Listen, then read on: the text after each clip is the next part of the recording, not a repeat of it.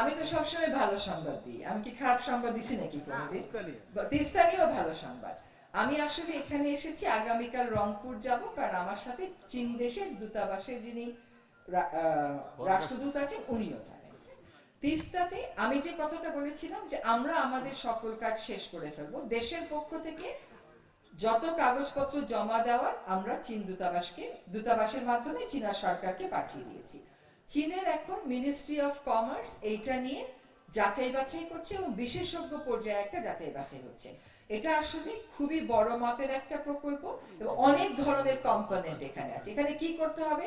সেচের জন্য পানি দিতে হবে, বন্যাও নিয়ন্ত্রণ করতে হবে, আবার নদীর পারও ভাঙ্গন রোধ করতে হবে। কাজে ৩-৪ ধরনের কাজ একটা নদীর প্রতিবেশ ব্যবস্থাকে যতটুকু পারা যায় বাঁচিয়ে রেখে, সর্বোচ্চ চেষ্টা করা হবে বাঁচিয়ে রেখে, তারপরে করতে হবে। ফলে চীনের যে বিশেষজ্ঞরা আছে সেটা এখন তারা যাচাই বাছাই করছে।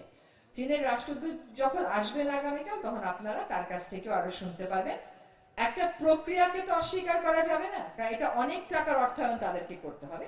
তারা পুরোপুরি নিশ্চিত হতে চাইবে যে কারিগরি ভাবে এটা সম্পূর্ণ টেকসই। এখন চীন দেশের পক্ষ থেকে সেই কাজটা করা হচ্ছে। সেই কাজটা শেষ হওয়ার সাথে সাথে আমি আশা করি আমাদের সরকার না হলেও পরের সরকার কাজ শুরু করবে।